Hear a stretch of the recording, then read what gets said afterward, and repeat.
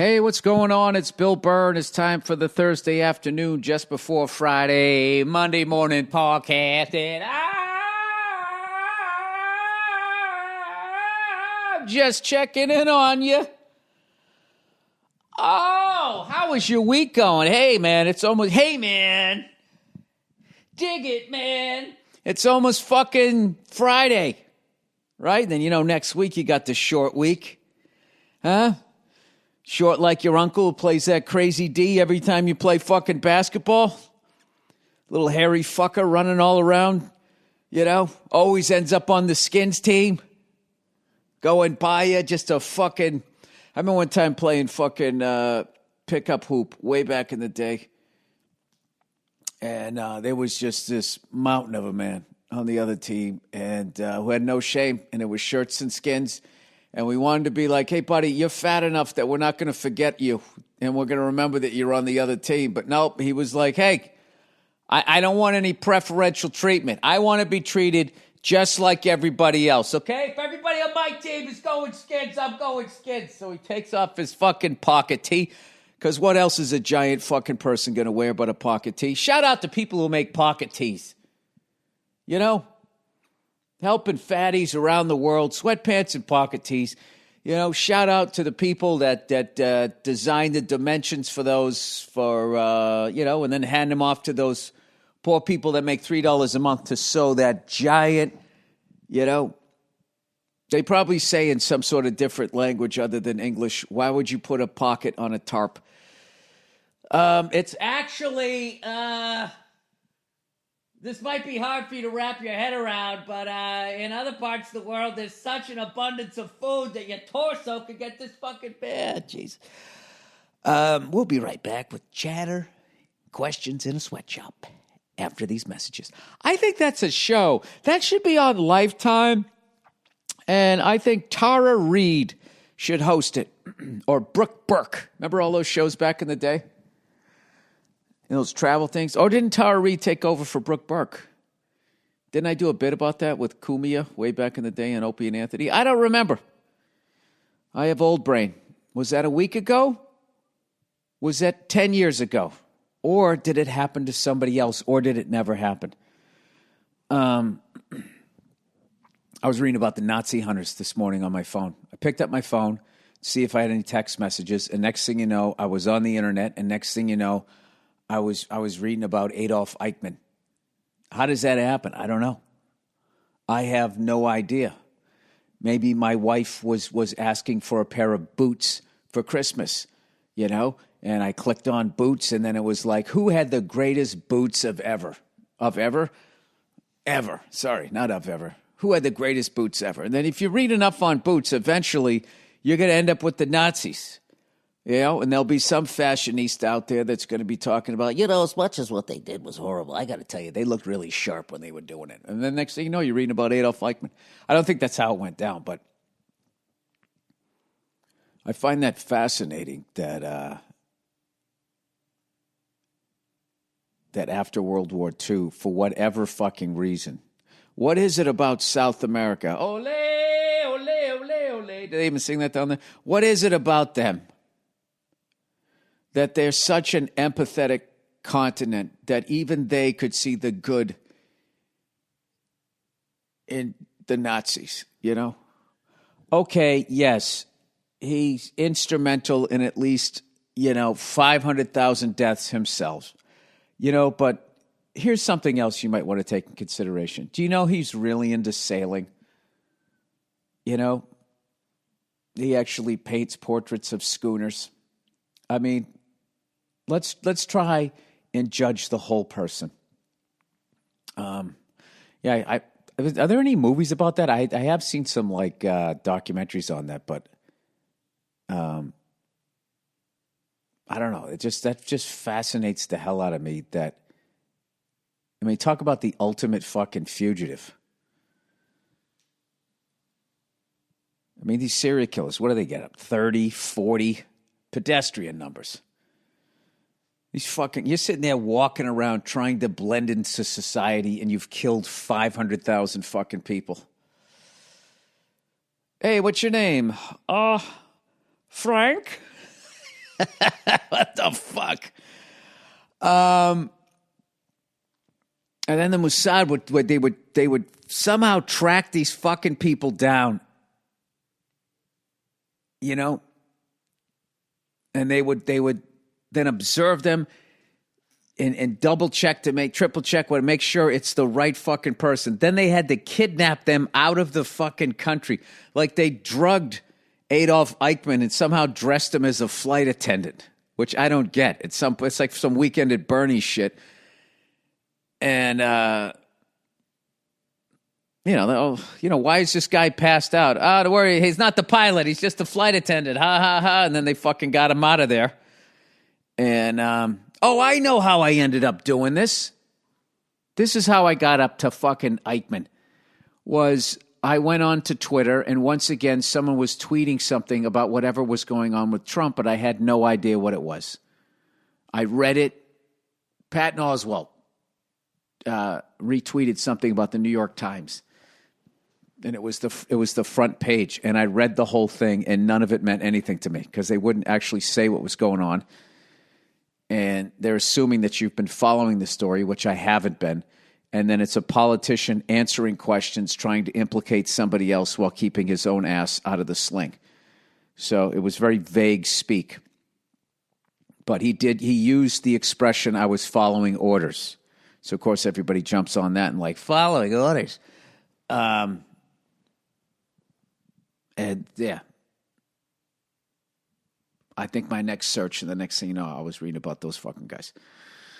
I guess the Angel of Death guy, that piece of shit, he actually fucking died of a stroke, drowned while swimming. They never caught that motherfucker. I don't know. If anybody knows of a really good doc, I saw one documentary where they followed this fucking former Nazi guy, and they finally cornered the guy, and there was like 3 of them, and the Mossad guys, and they stripped out of their fucking BVDs because they didn't want any bloody clothes or whatever, and they got this guy, and they honed in on his greed or something, and he wasn't making as much money, and he was the shit when he was in fucking Germany. He had all this shit that he stole or whatever, right?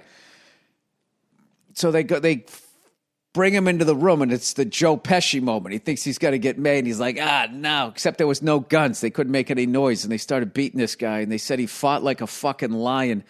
And the guy was like in his 50s or 60s at that point. There was at one point, there was actually a question of whether they were going to win the fight or not.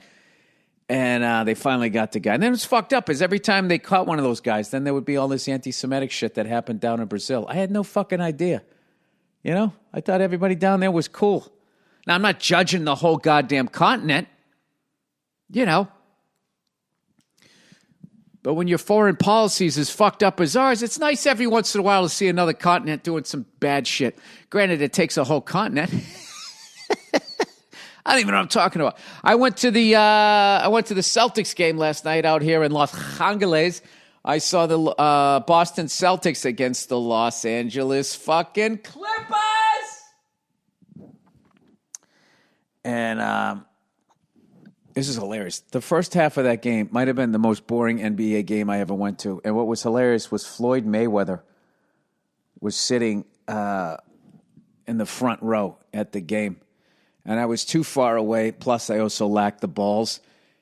But I was thinking a great heckle at that moment in the game would have been like, hey, Floyd, the first half of this game is as boring as your last 22 pay-per-view fights. And when he turns around and looks at you, be like, dude, fuck you. I'm like $1,200 in on you. On absolute snooze fest. I get your little roll of the shoulders. You turn sideways. Oh, nobody can see you, but you're right there. Hit somebody. Poo, poo, poo, poo. Having said that, he's one of the greatest of all time, but Jesus. Did I get fucked over on a lot of pay-per-views with that guy. So it was boring as shit. I'm sitting there laughing with my buddy the whole time we're going to the game. I go, they're going to lose this game. Because they're not going to lose. They got a great fucking team. By the way, I don't even recognize half the people on the fucking team. I mean, they really, they shook it up over there, okay? There was Jason Tatum was still there. Marcus Smart. Everybody else seemed to be like brand new. Who's this Brad Wanamaker? Is that how you said? He had a great fucking game. Shout out to Daniel Theus for actually going up and trying to block a dunk. Granted, he got fucking, posterized, as they said back in the day, but I liked that he actually challenged him. Leonard, my God, it was a fucking monster dunk. That was like right in front of us, too. I don't know, but I like our team. But I was saying to my buddy, I go, dude, I've been to this fucking game since I've been out in L.A. I've gone to this game like 4 times, and every time the Clippers win. Whether pre-Blake Griffin, I saw the Big Three. Blake Griffin might have been there like 10 years ago. The Big Three, I went out there, and I went to the game, and they fucking lost to a no-name Clipper team. And this is basically the deal. Okay, I've found with Boston teams when they go out there. If the Bruins come out and they got like Anaheim and then the Kings, or then the Kings and then Anaheim, one of the games they're going to win and one of the games going to be a stinkeroo. Because there's just too much talent out there. And I'm not talking about the teams, if you know what I mean. Okay? They see the Hollywood sign. They see the glitz, some of the top fucking ash. A lot of work out there. And I that is my theory. They come out there. They fuck around. I mean, I knew these guys that work for another NBA team, and they used to bring their NBA team. They try to keep them down Manhattan Beach. They try to keep them away from the whores so they could go in there and get a W. I don't think that's actually the issue, because the first half was like a fucking snooze fest, and then in the second half they came out guns a-blazing. It went into overtime. It was a great game. And I tell you, I really enjoyed watching Doc Rivers working the refs. Former Celtic coach, Atlanta Hawk, all of that. One of the fucking Hall of Famer, right? That fucking guy. I mean, Brad Stevens was almost at half court too, but like he spent half the game almost at half court. And he has such seniority, they're not going to tell him to get back in the coach's box. Between the end of the game and the beginning of overtime, he spent his entire time working one of the refs. And the ref's just sitting there listening to it. It was at no point as, hey, Doc, you might want to go over and talk to your team. You want to win this fucking game. They came out and beat us. But I got to tell you, it was great. There wasn't a lot of overly, look what I just did, celebrating. I think the fact that Leonard does what he does during a game and doesn't fucking barely even blink an eye, I think it makes everybody tone down. They're ripping open their shirts, acting as though they're turning into Superman. Ugh. I scored a touchdown. Am I Clark Kent turning into Superman? No, you're not. No, you're not. You're really not. Anyway, do you think the Mossad did that? And when they caught one of the fucking Nazi hunters, do you think they then pretended to fucking be... If they didn't do that, if they didn't just capture a guy that killed 500,000 of their own fucking people, and they didn't do a little fucking, whatever the fuck these kids are doing today, then how are you justifying that after you just hit a three-pointer? I don't know. Anyway, but after the game was hilarious, so we walked out. Me and my lovely, lovely wife, went to the game with a couple friends of ours, and I was in such a good mood. We actually live Instagrammed, whatever the fuck that is, live streamed. Just had a great fucking time. And when we walked out, we Ubered there. So it was just that mass of humanity that they all funnel into one area. Can we walk over here where there's air? Sorry, sir, you're not allowed to walk over to 9/11. I could walk over here fucking 2 years ago. I'm sorry, that fucking horse shit. So it's like, all right, So we all fucking walk down this one place, and it's just every fucking person out there with fucking bedazzled horseshoes is trying to get an Uber out here in Los Angeles. So we decided to keep walking up the block, and we run into a cab. And he goes, well, it's high traffic time. It's going to be about $40 when it should have been 17. I just went, all right. Fuck it. You got me. Capitalism. Go ahead. So I fucking get in the cab with my lovely wife, and we start going up the street. And as we're going up the street, there's this kid on a scooter, and the cab driver just shakes his head, just going, and just basically started talking about how fucking dangerous and incredibly reckless that is to do with you. It is. He goes, they're supposed to be over in the bike lane. This kid was like out in the middle of the fucking road, right?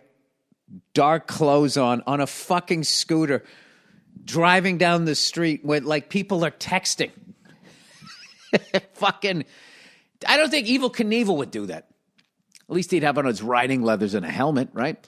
Anyway, so as we're driving, there ended up being this fucking drunk Clippers fan. It was fucking hilarious. He was walking in the middle of the street, just walking, and he had his hands up with the number one fingers in both hands because they just won game 12 of fucking 81 games or whatever the fuck they play in the NBA. So it was a great time.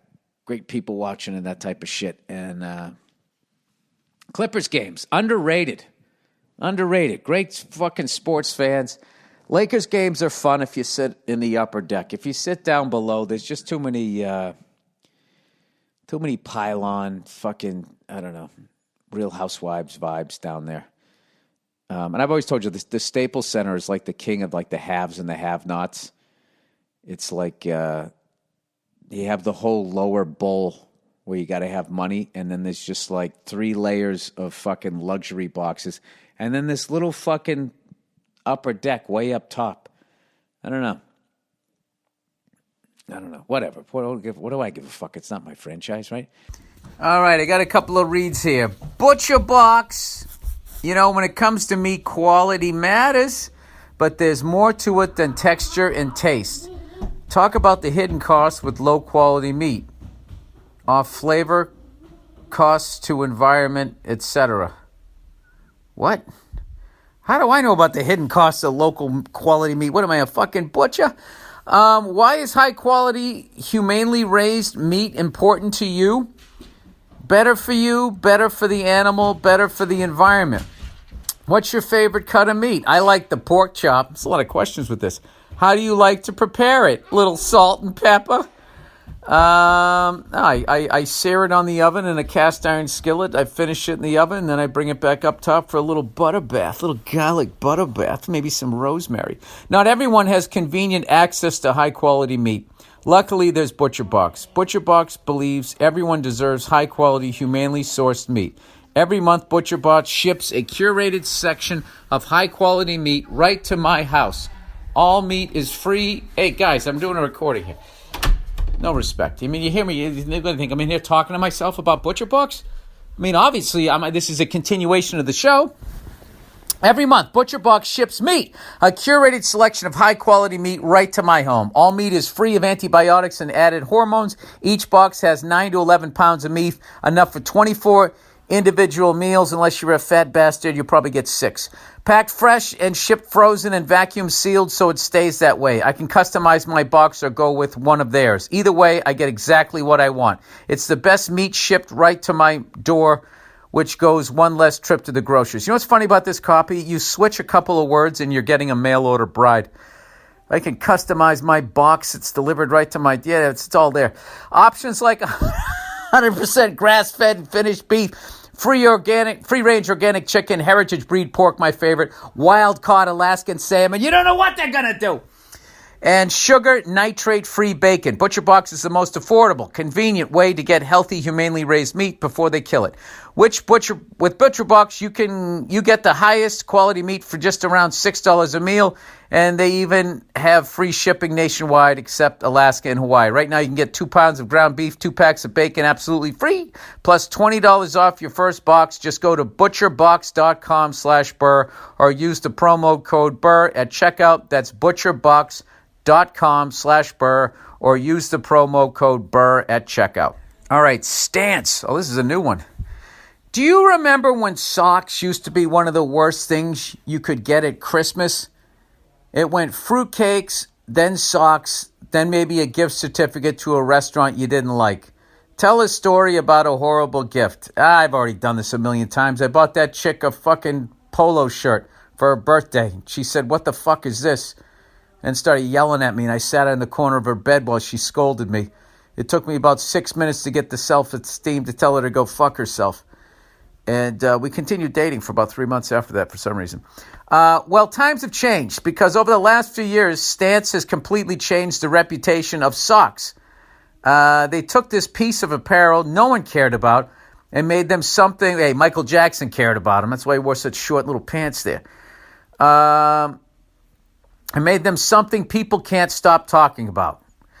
And they're now the go-to gift for people who really want to make someone feel happy during the holidays. The quality and detail that goes into Stance socks is incredible. The design range from simple to elaborate with a ton of insanely cool collaborations like their NBA and MLB collections. Star Wars The Mandalorian. Hey, I know a guy that's in that thing. Maybe episode 6, from what I heard. The Office, Elf, Step Brothers, Wu-Tang, Metallica, and a lot more. How come they don't do a Billy Freckles sock? I don't know if you're like me, but I find holiday shopping truly painful. Why would they fucking write that? They don't know me. I do find it incredibly painful. Nice guess, Stance. Incredible design and comfort, unmatched durability, casual everyday styles, like no shows and crews or performance athletic products. Like no shows? I don't know what any of that means. Official on-field sock of Major League Baseball. You know they are great socks when Major League puts them on every player's feet. Quality socks for everyone. Stance collaborates with great brands, artists, athletes, and cultural icons. We've already read all of these. We'll add Marvel, Carhartt, Star Wars, Disney, X-Men. This is the longest fucking copy ever. My listeners get a free pair of socks with their next order. All you have to do is go to stance.com/Burr. That's stance.com/Burr. I can't think of a better gift to get or give this holiday than Stance socks. Hey, Nia, how about I get you some Stance socks for Christmas? I love it. Yep. Do that in place of a diamond necklace. Take the guesswork out of holiday shopping. Stance makes gift giving easy and everyone will be happy. Stance.com/Burr for all your holiday needs and free socks with purchase. So anyway, hey, guess what? Old Billy Freckles, old freckled face fucko, is Sunday. It'll be 1 year sober, no booze. And I got to tell you, last night I almost accidentally drank a beer. I went up and I was, somebody we were with got us around to shit, and I got some waters. And then I fucking went, I said, all right, I got to get around. So I went up to go get around, and they poured the beers into like these big plastic cups. So as I was going, like they'd filled it up to the top, which was very nice of them. Usually they alligator arm it. And it was going to like spill onto my hand. So out of force of habit, I almost went down and just drank it, which would have been bad on 2 levels. One, I'm trying to stay sober, but number 1, it wasn't even going to be my beer. It was just like muscle memory. And I was like, whoa, I almost did that. And then I sort of stared at the beer like, ooh, like fucking Homer Simpson. Donuts, right? But I didn't. I laid off. So Sunday is going to be 1 year sober, and Wednesday will be my personal record for being on the wagon. 368 days, breaking my former record by 1 day. You guys don't give a shit. I give a shit. And I got to tell you, by the end of the game, I'm really kind of loving not being a drunk anymore and just watching these people hammered, being like, there's me a year ago. Seeing this old guy staring hard at the ladies as they were leaving, Like if you could get Me Too just out of a look, this fucking guy's career would be over. Some drunk hugging, some arguments, just a lot of shit. There was one real housewife type chick having a hell of a time in the shoes that she wore that would have been good for a red carpet, not good for going up stadium stairs. Walking, she looked like a baby giraffe, when they first start to learn how to walk with their big, dumb, long legs. But I don't know. It was definitely a good time. And you know what I found? Kind of as far as like a good activity, a nice bonding activity with my wife is she likes going to basketball games. Not into football, not into hockey, not into baseball. So it is basketball. So I was actually thinking I don't know, maybe we could go to a couple more Clippers games.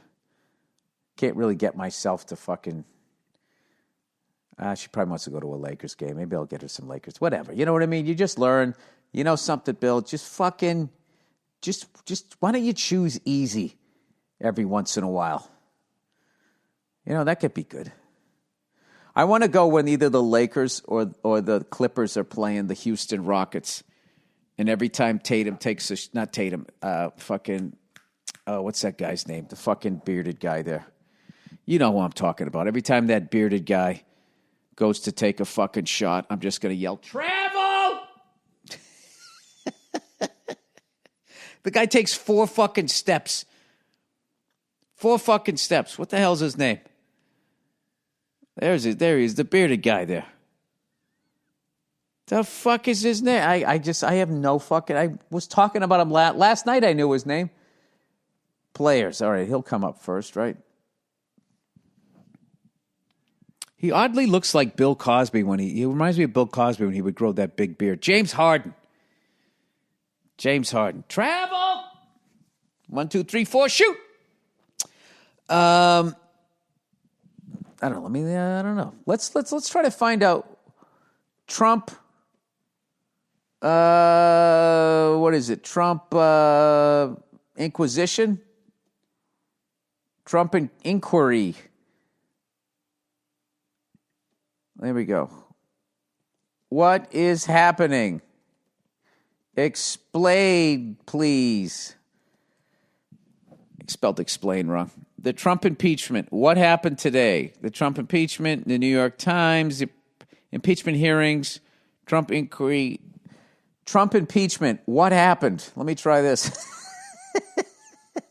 I feel like with this thing, it's like Game of Thrones. You haven't watched it yet, dude? You got to get caught up. There's 500 fucking episodes.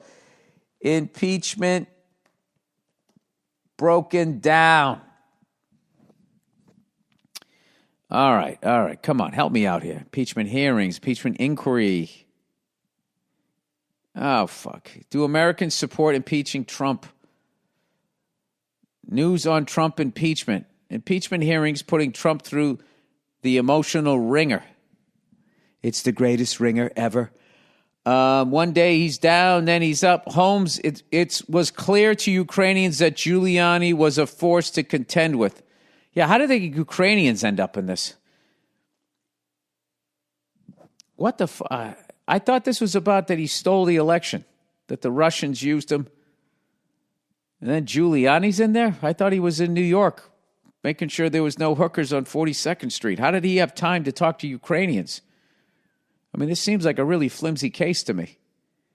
Wait a minute. Let me try to get down to the bottom of this. Let's see. Do Americans support impeaching Trump? Well, it depends on who you ask. I would think. You just going to stick us all in one basket? Impeachment hearings, live updates. Hill, my wife, testified. Holmes, Trump. How do you get caught up? Trump impeachment explained. Oh. Come on. Live updates. Come on, you fucking cunts. Help me out here. Jesus Christ. Oh, the smoking gun and the Trump impeachment inquiry explained. And fuck all you guys who are laughing at me right now. I know some of you don't know what this is. All right. The impeachment inquiry into the U.S. President Donald Trump's Ukraine dealings continues today with Army Lieutenant Colonel Alexander Vidman, Director of European... Blah, blah, blah, blah. But the smoking gun in this case, Trump's July 25th phone call with Ukrainian President... Oh, boy. Volodymyr Zelensky. Eliciting a favor. Is already out and has been for 11 months. Robert Litt, former general counsel for the Director of National Intelligence, spoke to courts about the critical phone call, how it was stored, and why it's so important. What happened in the phone call? Litt said that the Trump's administration's decision to store the call record on national security server rather than following the usual communication protocols for such exchanges is suspect because it is unusual. In the criminal, I don't know what's happening. I give up. I don't give a fuck. See, this is what we say right. It's right here. Is why I don't try to be informed, because you can see I actually tried for a good 90 seconds to understand what exactly is fucking going on. Why they're not letting that man run the country. Why they're up his ass about some fender bender that he had over in the fucking Ukraine. Okay, we all know politics is a dirty, filthy, stinking business. And, I don't understand. They're not going to impeach him. And no matter what comes out of this, people that support Trump are going to continue to support him. They could literally have him on a chat line. Remember those phone-a-friend lines back in the 90s? He could have done phone-a-friend with the fucking Klan. And Trump supporters would still be like, well, what about Obama? I mean, he was half white. How do you know that half of him never? I bet half of him called that fucking phone-a-friend Klan party line. I mean, that's literally like, yeah, people who defend Trump or defend Obama, it's like trying to get a fan of a team to recognize anything wrong that their team did, where they can so obvious see the other fucking thing. So I don't know how you can sit there and have the patience to deal with that. All right. I don't know. I forget what they said. I was listening to some fucking interview and they were talking about that time when Trump got trashed at that fucking, that thing that everybody said this is the why he ended up running. They stuck him right in the middle of the room and they fucking trashed the shit. They had a roast. It was some Obama thing, right? And someone was going, well, Trump deserved it. I mean, the way he was going after Obama with the whole birthing thing was horrible. And I wanted to be like, the poor war criminal. I mean, I didn't think it was right that he spent all that fucking time having to sit there and prove that he was from here. But let's, easy with the window dressing. All right? Jimmy Carter was the last fucking decent human being that was ever president. And all you got to do is look at all these fucking assholes that were president. What are they all doing, huh? Jimmy Carter just fell off a fucking ladder at fucking almost 90 years of age trying to help underprivileged people have a place to live. What are all these other guys doing? They're out there giving speeches, making $300,000 a night, going to Epstein Island, fucking buying up aquifers in South America. They're all fucking pieces of shit. His fucking wife's doing a goddamn book tour. Walking out there dressing like she's going to go win a fucking Oscar for being married to some guy who did something. They're all fucking scumbags. All right? There you go. From somebody who has no idea what's going on in the country, I just summed it up. What other podcasts are you going to get this kind of fucking information on? Huh? I started off, I started off with shining a light on sweatshop labor, transitioned effortlessly into Nazi hunters, only to double back to the NBA and end on Donald Trump and my indictment on a bunch of people that ran this country that I have no idea what they did or didn't do. How the fuck did Giuliani just keeps popping up in these things? He's like the Heather Locklear of fucking political figures. You remember Heather Locklear? Every fucking she'd be on a show and then boom, it would make syndication and then she'd go away and then there'd be another show would come out and it wasn't doing well and they'd stick her at boom, syndication. This show, I don't know, might get canceled. Heather Locklear, woo, syndication. That's what it is. I bet if you really investigated Giuliani, if they investigated him as hard as they're investigating Trump right now, you would find that at some point when he was a young man, he went to a taping of T.J. Hooker. I'm putting that out there right now. T.J. Hooker. That's back when men were men. You know, when they went by fucking the initials of their first and their middle name. And their last name was a reference to a prostitute. Okay? And it wasn't a bunch of butthurt white chicks fucking complaining about it either. They weren't fucking triggered. They weren't offended. This man is TJ. You're not to look him or his toupee in the eye. And his last name is Hooker. Okay? And you're going to have to deal with it. All right? This is his buddy, BJ Strumpet. Sorry. Anyways, that is the podcast here, people, for a Thursday afternoon. By the way, I was watching a little bit of hockey highlights last night. I have very, very little time here. Who's this fucking guy in the Avalanche? He's the fastest guy in the league. You see that fucking goal he had last night? I mean, Jesus Christ. That looked like how I dreamed that I looked like on the ice back when I used to play pickup hockey. Do you know my fucking hockey stuff has been in my bag? No, it doesn't smell because I always aired it out. It's been in my bag, and I have not skated since 2015. I haven't skated in 4 fucking years. Just like that. Just like that. You know, wife got pregnant. You know, I fucked up my back. And then we had a kid. And then my shoulders went. And I haven't done a fucking thing. I got to get back out there. The problem is the only time you can play to get like ice time is 11:30 at night, and you got to play till like 1 in the fucking morning. Then you come home and you're just laying there. You're wired out of your mind until 3 in the morning. Then your kid gets up at 7. Well, that's just a recipe for disaster. You combine that with the fact that no matter how much I play, I still suck at hockey. Eventually, you know, something's got to give. All right, that's it. I'm going to spend the day with my lovely wife. You know, because you know what? God damn it, I can't. I'm going to be down Largo tonight. I think it's already sold out.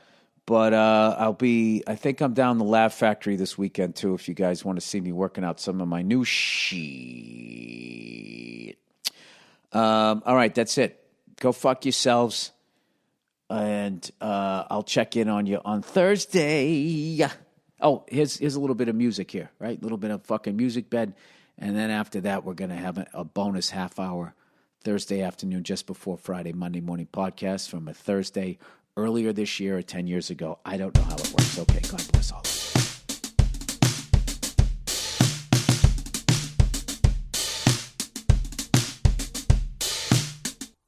Chances are, 'cause I wear a silly grin the moment you come into view. Whatever the fuck they say next, I don't know. Doobie-doo. Hey, it's Bill Burr. It's the Monday Morning Podcast for Monday, November 21st, 2011. And I'm singing Christmas songs. Why the fuck would I be singing Christmas songs when Thanksgiving hasn't even happened yet? You know why? Because I went out to the mall today. I went out to the mall. Oh, my God. Let's go to the fucking mall and look at shit we don't need. I want to dress up my pussy in a different way. Give me a credit card, Ma. So sick of the same slutty clothes. I want something that shows more of my fucking clit cleavage. Mom, it's acceptable now. You don't understand. I went to the fucking mall today, and that's all they're doing. They're playing fucking Christmas music. They got the goddamn fake fucking trees up. You know, Thanksgiving hasn't even happened yet. I want to know why. I want to know why every fucking year Thanksgiving gets more and more disrespected.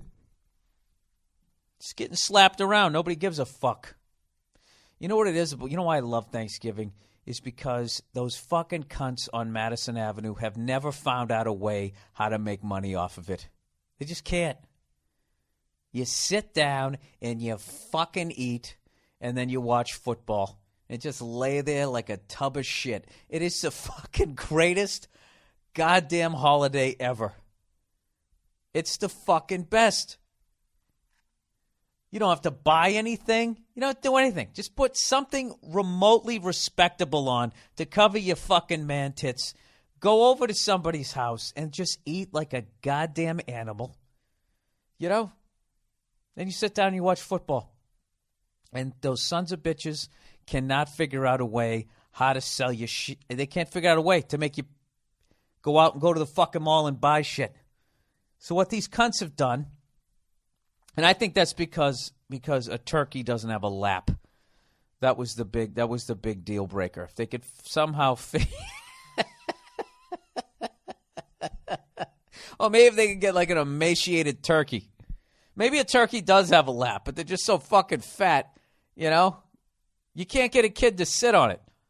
Or even have a person dress up like a fucking, turkey. And just sit there, freaking kids out, just sitting there. Mom, I don't want to do it. Some big ugly turkey.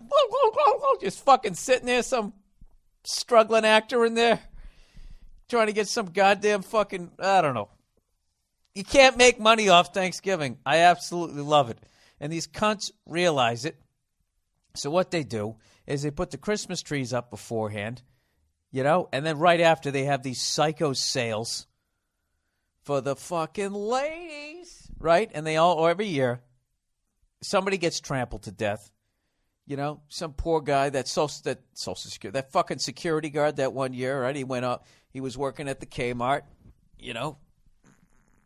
Jimmy fucking 2,000 keys, and he comes walking up with his big fucking gymnast ring full of keys, and he unlocks the door. What happens? He gets trampled by a bunch of goddamn fatties who want to go in there and try and buy a fucking VCR for $9. I don't even know where the fuck I'm going with this. All I know is I love Thanksgiving, and I got Christmas music in my fucking head. Those sleigh bells ring-a-ling, tink, tink, ting-a-ling, too. Come on, it's lovely weather. Well, I guess they were playing Johnny Mathis. Those were all Johnny Mathis ones. Whatever. Happy Thanksgiving, everybody. Don't start your Christmas shopping. Don't get an early start. Don't do it. What are you getting an early start for? This fucking frenzy? Why are you participating? Have you wondered that? Why are you going online late at night trying to see if they released a couple of more iPhones? Why are you doing that? Why are you going to sporting events, and when the fucking goddamn mascot comes up with the T-shirt gun, why are you leaning over that old person in front of you, stretched out like a starving child, and they're shooting a fucking pretzel roll at you? It's a goddamn T-shirt. Have some fucking respect for yourself. You want a T-shirt, you walk into a Foot Locker like a fucking gentleman. And you mosey on over to the 9 million that they have there that costs like $3 each because somehow they figured out a way to make fucking toddlers sew them together at 3 a.m. over in Vietnam. That's how you get a T-shirt. You don't make a fucking ass of yourself in front of your friends or even worse, your goddamn kids. All right? Now you fucking douchebags trying to get this goddamn iPhone. For what? Everybody's going to have one in 6 weeks. All right? They got like 20 cargo ships right off the coast filled with them. Just in a holding pattern. Just trying to work up the fucking nerd frenzy. And what are you doing? You're buying into it. Go fuck yourself, ghost of Steve Jobs. Okay? You want me to buy your phone? Fucko, put it in the goddamn store. Stock your fucking shelves. All right? When you got plenty of them, then you fucking call me, and I'll go down and get your goddamn phone. You motherfucker. You recently dead son of a bitch. You're going to fucking sit there? It's fucking ridiculous. I have listened to fucking Bobby Kelly. Dude, they got plenty of them, dude. Go down to the store, dude. And I fucking go down there and they don't have them. And they go, we release a couple. If you go to our website, dude, fuck your website. Sir, don't use that language in this store. This isn't a fucking store. Store has stuff that I can buy. I don't walk into a store and then you tell me to go to a computer back at my house. Right? This is still a store, right? Why don't you fucking call me when you when you got the shit that I want? Sit here, play your fucking games. You know? I know that you didn't come up with it with your stupid genius t-shirt. Huh? How much of a fucking discount did they give you on the fucking iPhone for you to play ball? Huh, Seth? For you to sit here and lead people around like this and create this artificial fucking frenzy for these goddamn phones? Really? You came out with a new phone and you only made 18 of them? You fucking cunts. I'm sticking with the Droid. I'm sticking with this thing. You know why I like the Droid? Because if you want one, you can just walk over and buy it. And I want to hear from any of you cunts who listen to my podcast going, yeah, you just go on the internet, you just pre-order. I'm not fucking doing that. All right? I got too much shit to do during the course of the day to fucking sit here and start filling out packing lists like I'm working in their warehouse. I don't work for those assholes down at the iStore, whatever the fuck you call it. Fuck them. Fuck their phone. Okay? I'm going to get one. I'm going to get one after the first of the year. When all you dumb fucks out there who spent way too much money on people you don't really give a fuck about. You know? So once again, you got to be asking yourself as the holiday season, dooby-dooby-doo, and skeetily bop, stick it up, you damn twat. Well, we fucking it, right? It's coming up. There's a bunch of cunts in your life. It's unavoidable. All right? That's what makes a good shit a good shit. You know? Is the sea of cunts that you have to go through to get to that one good shit. All right? So I know you got a bunch of cunts in your life. And I know you have to play the game. You got to get them something. All right? What you need to do is get them something of sort of quality that doesn't cost a lot of money, and you can stuff it in their fucking stocking. And just imagine you're jamming it down their throat. And I'll tell you right now, I can't think of a better fucking gift than the Bill Burr Let It Go DVD. How do you like that? How do you like that? 10 minutes of ranting against the man, and I become him 10 minutes later. There you go. You just saw the first two acts of a movie. I'm struggling, and then I become the guy, and then I become a douche, and then we go into the third act. And we got to see if I'm going to come to my senses and help the little man and get back with my girlfriend that I left standing at the bus stop in my hometown and dump that fake-titted whore I met out in Glendale, or am I just going to be a douche? I don't know. Studio wants a happy ending. Yeah, get him a fucking DVD. It's $20. Bing, bang, boom. You wrap it up. Here you go. Here's some laughs. Go fuck yourself. I'll see you next year. It's just a suggestion. You don't have to do it. You know, it's been a while since I've whored myself out on my own podcast. You know? When was the last time I brought up the donation button? You know? Oh, God, I wish I knew some donation music. Has anybody ever made a song about giving? Didn't Phil Collins make one? Some song about homeless people? Oh, think twice. Yeah. 'Cause it's another day for you and me in paradise. I don't think I've ever hated Phil Collins more than when he wrote that fucking song. You know? I hate when people do shit like that. I mean, Sussudio was bad enough, but don't fucking bring up homeless people. I'm sitting at home trying to have a sandwich, trying to enjoy my life, and you got to bring up the misery of all these other fucking people. You know, like every one of them was a great guy.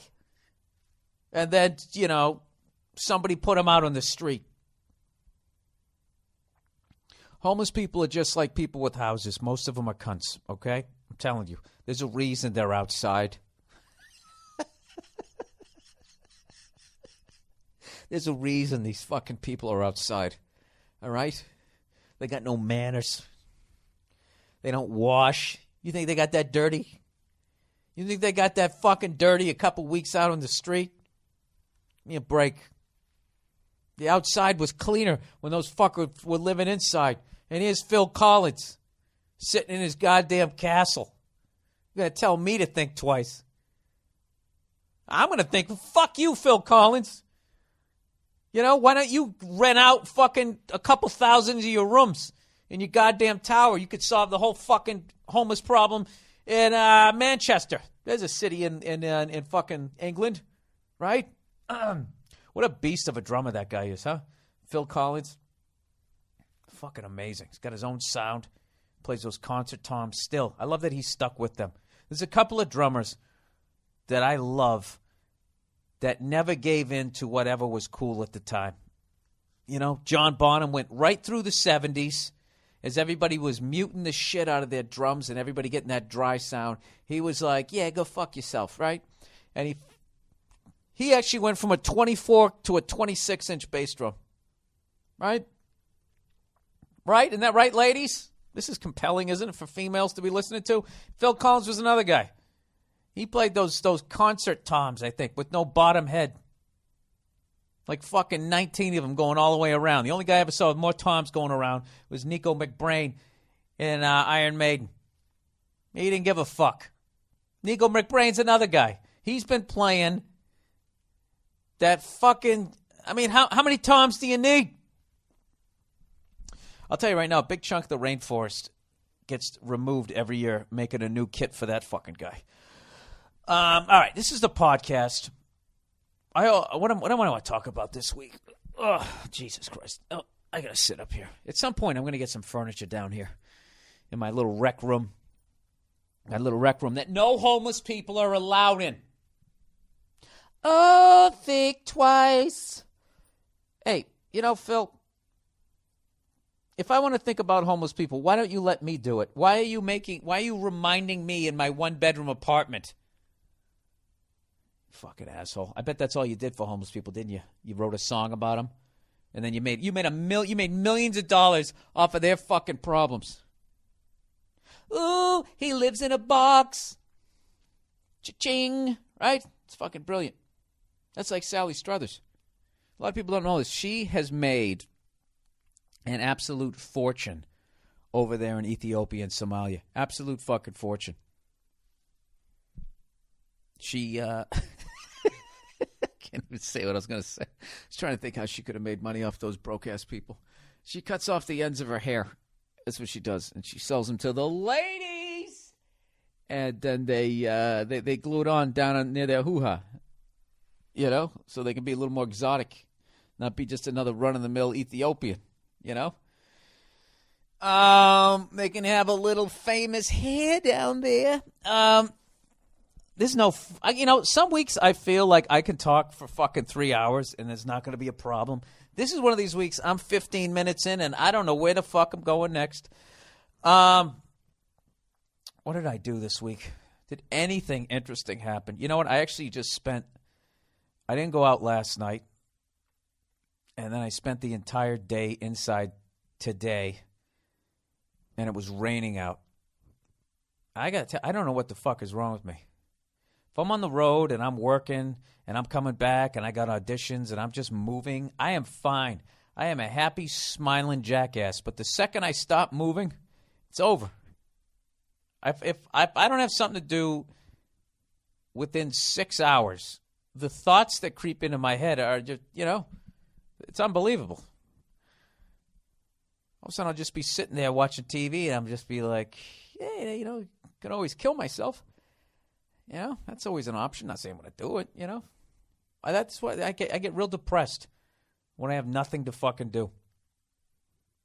I swear to God, I have to go work out. I got to do something to get my blood going because the second I stop moving, and I become like a still little puddle. Water not moving. Wild animals not willing to drink out of me because of all the bacteria in there, right? I fucking, I start thinking about that shit. I start thinking about, I am older than everybody in the NHL.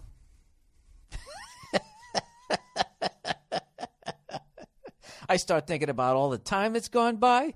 I start thinking about all the time that's left. I start feeling I'm in the middle of this shit. What the fuck am I doing? And I got to talk myself off a ledge. I try to stay present. You know, I'm really not big on going into the past.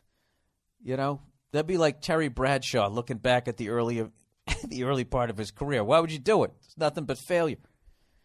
Not suggesting that I've won 4 championships, but I did Carnegie last week. That's got to be worth a ring. You know? Speaking of which, somebody actually gave me a great dilemma. A dilemma this week. They asked me, let me see if I could scroll down here as I lay on the fucking floor. Bill, would you rather give up your podcast or bomb at Carnegie Hall? I'm talking 0 laughs, 1 hour of utter silence, and you can't cut the set short. No brainer. I would give up this podcast in a second. There's no fucking way I am going down in that would be a historic bombing. You know, you don't. No, fuck that. I'm not doing that. It's just a stupid podcast, and everybody I know has a podcast, so I would just become a go-to guest on everybody else's podcast, and I would rip it up at fucking Carnegie Hall. No brainer. No fucking brainer. You know? What'd you think? I was going to choose my loyalty to you, sir? Huh? When was the last time you went on the mmpodcast.com and you made a donation? For just 99 cents, you can feed a podcaster. So you guys watch a little NFL football? Did you? Yeah. I had a brutal week betting. Brutal week so far. I've been beating fucking Paul Verzi so far this year, but, you know, I've been having a nice run. So you know how gambling works. You know? You guys know how gambling works? Basically, it goes around in circles. You're killing it, and then you fucking eat it, and you eat it. And you always eat it more than you kill it, and that's how they fucking make money. You're an absolute fucking sap if you gamble. If you look at the World Series of Poker and you look at people who gamble for a living, you can see the ups and downs in their wardrobe. They got some piece of shit rayon shirt with like $100,000 watch on their wrist. You know? $2 toupee and $400 sunglasses. They're the worst. It's just a fucking degenerate, loser fucking thing to do. You're not going to win. You're never getting your money back. Just stop. You know? But you know what it is? I don't know how it works with the ladies, but with guys, it's the fucking ego. Guys, we're idiots. We think we have a system. We think we know what we're doing. We don't. I'll tell you what's his face. Verzi drives me up the fucking wall. We were making our bets today, right? And I said I was taking Buffalo today against Miami. And right as we hung up, he goes, dude, I think Miami's going to kill him, right? I really think Miami's going to put a beating on him, okay? Then we hang up, and he texts me later when Miami puts a beating on him. He goes, dude, I called it, right? It's like, dude, we were just betting games. We're betting games. Why don't you fucking put your money where your mouth is, bet the Dolphins, and then say, dude, I called it. Don't fucking do that throwaway shit right before we hung up. I said I liked the Redskins today, but I didn't bet on them. So I didn't text him and say, dude, I called it.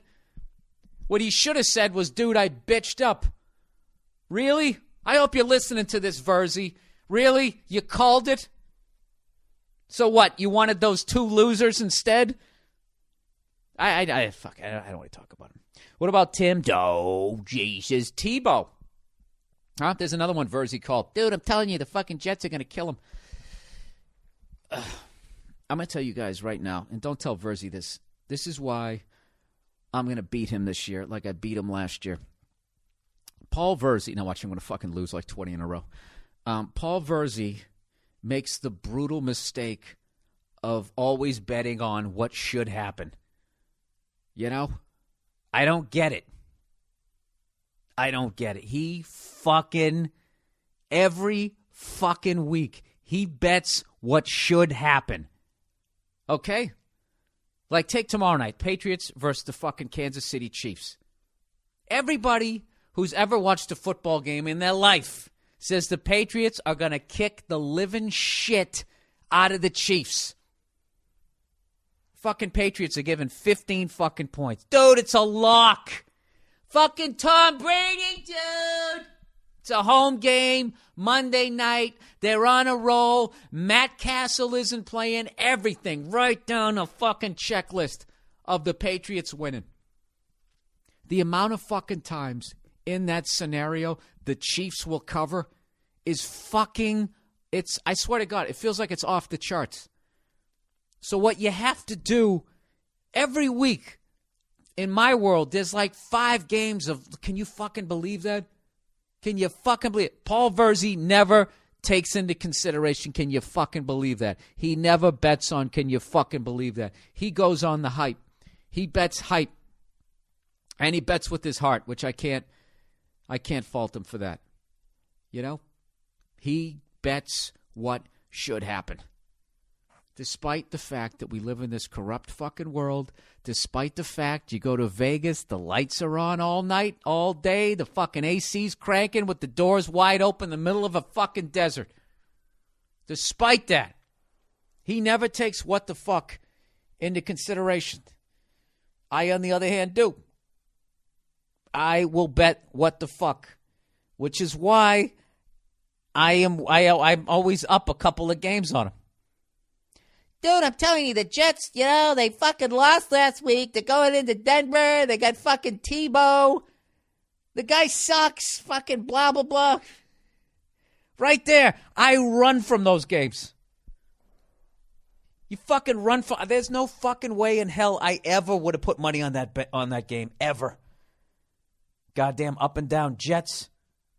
Then they're going to Tim Tebow. It just looks like a layup. Who in their right mind wouldn't have bet the Jets? That right there is a fucking red flag. It's like seeing some fucking hot chick.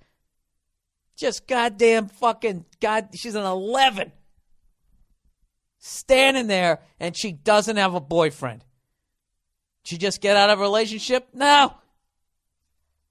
Right? Right there. Fucking red flag. Stay away from it. Stay away from it. So I took the Kansas City Chiefs. Now, I might get fucking burned on this. All right? But I'm telling you, in the long run, you know what's funny is I made fun of people with the system. Now I'm telling you my system.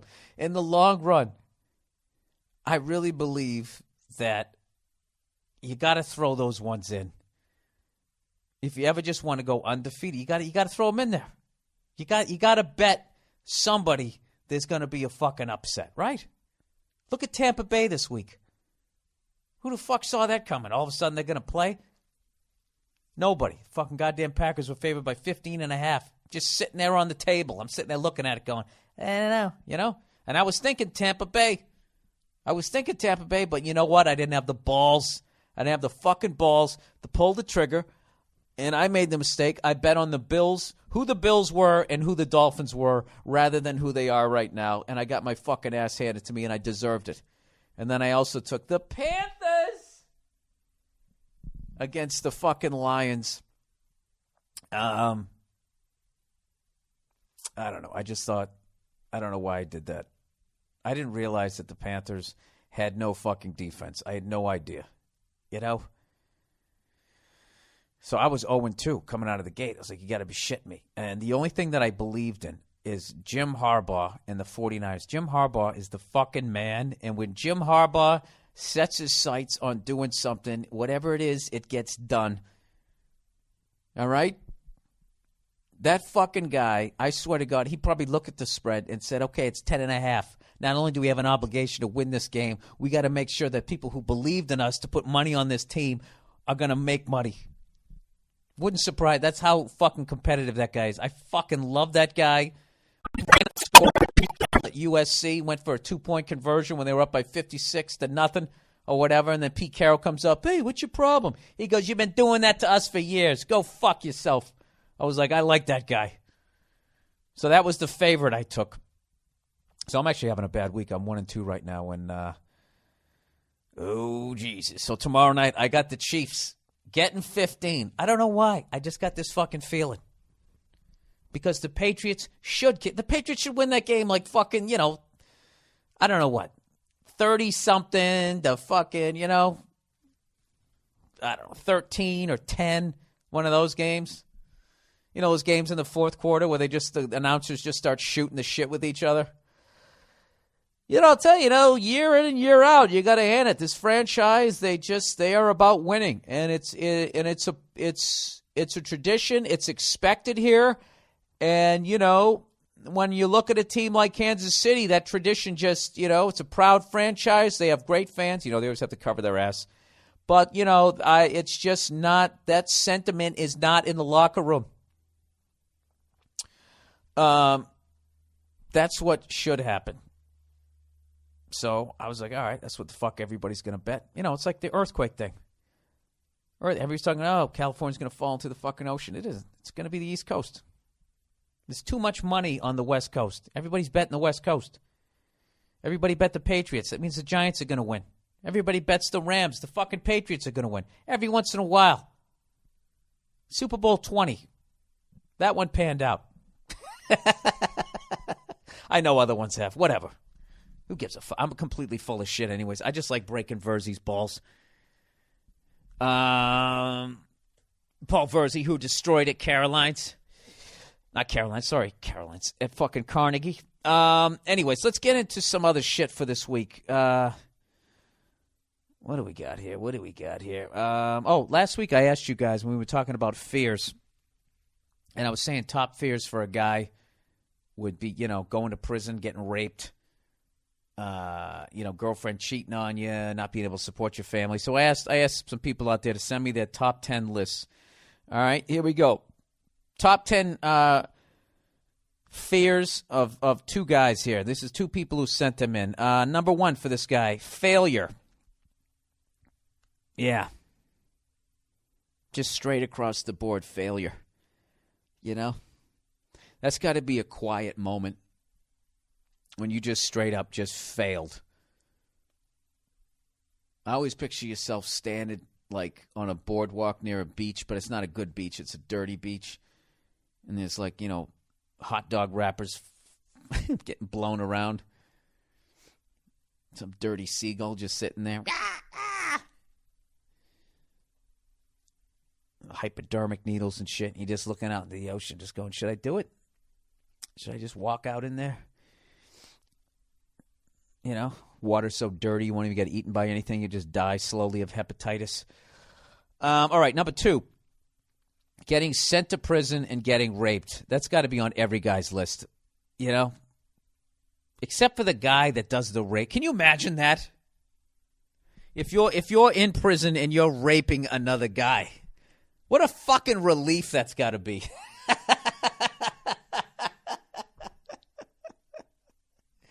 I can't believe my whole life I was nervous about this moment. Turns out I'm the guy. I'm the guy everybody should have been afraid of. I used to do a bit about that a long time ago. Like, do serial killers get scared at night, as they walk through a park? Like, oh, geez, I shouldn't be in the park late at night. There could be some Oh, wait, it's me. Oh, fuck. Dude, I'm running shit, Start skipping through the park. If I was a cop, that's what I would do. If I was a cop and I was looking for a serial killer, I would just hide out in the park, and I'd look for some guy walking through the park who didn't look like he had a fucking care in the world. I mean, that's the guy. That's the guy killing everybody. He has no reason to be nervous. He's the guy everybody should be afraid of, and he's not going to hurt himself. So there you go. As long as he's not suicidal, this guy's got nothing to fucking worry about. All right, next one. What the fuck? What did I do? I scrolled down. I lost it. All right, fear number 3. Being cheated on by the woman I love. Oh, that would be the worst. I said last week even worse. Cheated on by the woman you love with one of your friends. That's another reason why whenever I break up with a broad, I get the fuck away from them. I get away from them because, not saying all of them. All right, ladies, put your fucking Lee press-on nails down. Let me finish my goddamn thought here. Like, women get fucking, they are into revenge.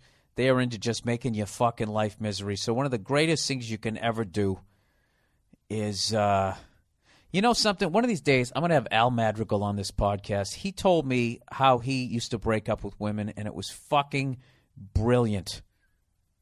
In fact, he has a great podcast called Minivan Men. It's him, Maz Jobrani, and Chris Spencer. They're all dads. They talk about being dads, and but they go off the rails. If they take calls or they have emails, just say, put my name in the subject line and just say, ask Al Madrigal, ask him how to break up with a woman, because he has it fucking down. It was tremendous. But anyways, getting back to my point here. Yeah, because they'll do everything. They'll do anything they possibly fucking can. You have to make a clean goddamn break, because when they run out of options and they're a little tipsy, they'll make out with one of your friends. They'll give them a fucking hand job at a goddamn Hooters. They'll do something. And your buddy might not say anything, but she's gonna nuke your fucking life if she's mad enough. So, okay. I agree with that. Definitely. All right. Well, I was just laughing there because I was just totally got away from the list. I just started talking about my own fears rather than somebody else's. Stop being so selfish, Bill. All right. Number 4, being decapitated. Yeah, that's a bad one. Especially the way it's being done, those fucking maniacs over the fucking Afghanistan and shit. Jesus Christ. That's when you know you're a psycho. We're going to decapitate him, and you go over to the goddamn silverware drawer and you take out a bread knife. All right, it's going to take a while. Having my ass beat in public. That's not something I really worry about. That would be fucking humiliating. Now you brought it up. You just added another fear. Number 6, seeing her disappointment after she unzips my fly. Yeah, that would be a brutal one. So does that mean you have a small dick right now, sir? Or you're just saying if a girl unzipped your fly and she was just disappointed? Number 7, getting stuck in a neighborhood that doesn't appreciate whitey late at night. Number 8, dying alone. And, something, actually getting back to that other one, that whitey late at night. Most people would help you get out of the fucking neighborhood. In fact, one of the funny things in New York City, and a lot of comedians did bits about this, so I won't joke around about it. But when you were new to the city and you accidentally got on an express train and it went from 86th Street up to 125th Street, and they would, black people, Puerto Ricans, they would be looking at you as a white person to watch you as you slowly figured out that the train wasn't stopping at 97th and then 110 and then whatever the fuck it went after that. It went 103 or 105. I can't even fucking remember anymore.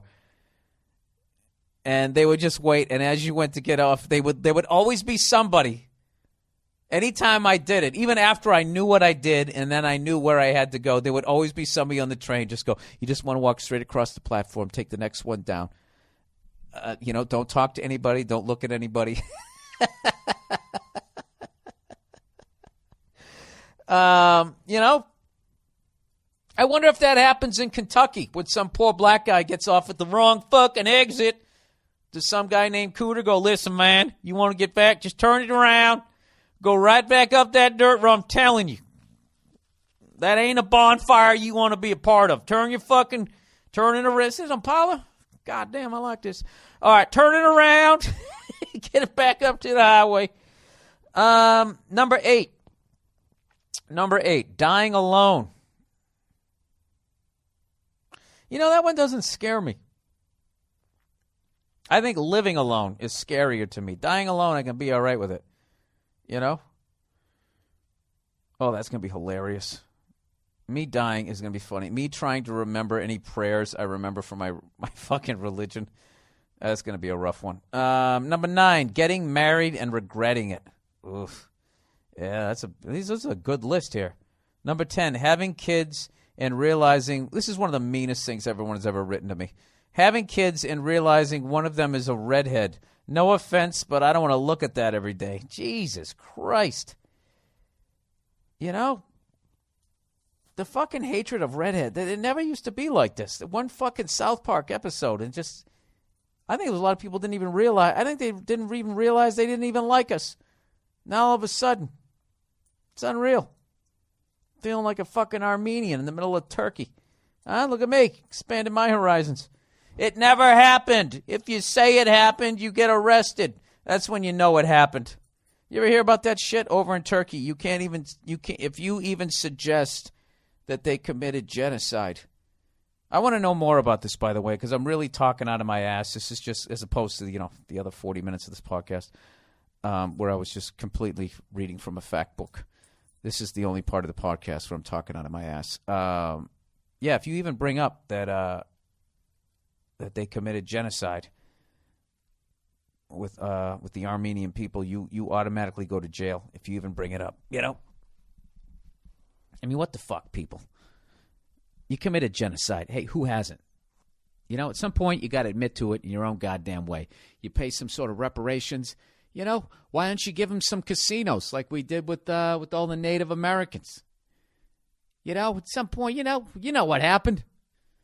To sit there and be like, it never happened, and if anybody says it happened, you go to jail? Really? Right there, I'm going to go out on a limb and say it fucking happened. All right, let's go to this next guy's top 10. Let's see how much overlap there is. Losing my teeth / dick. I find that really interesting that you put both of those together. Now, if you asked any guy to make a choice, he would obviously say his fucking teeth. But I got to tell you, after a while, your dick's going to get you in way more trouble than your teeth. And, you really going to want to fuck when you're 70? Go ahead, give me that macho answer, you dumb cunt. You're not. Your fucking pancreas is acting up. You really want to go and fucking peel off your cardigan, you wrinkled fucking man tits? All right, number 2, rape of any kind, overlap right there. Full-blown panic attack while giving a speech. That one I can't relate to. I got over that a long time ago just by what I do. But I remember back in the day when you had to give a book report, I fucking hated that. Just sitting there counting down how many more of them till I was and watching somebody give a book report and be so psyched that it wasn't me. And then when they were done, being so jealous that it was over. It was awful. I used to go up there and my face would turn beet red. Everyone would be laughing and I'd feel like an asshole. Oh, it's just a fucking parade of humiliation. Number 4, getting beat up in front of my friends and family. Now, there's another overlap. I never think about that shit. Yeah, I guess that's, I don't know, because I don't look at myself like some Chuck Norris dude, like I have some sort of fucking reputation. I'm just a guy who's got a big mouth and talks shit, and guys like me get slapped in the face all the time, so it's really not that much of a, it's like expected,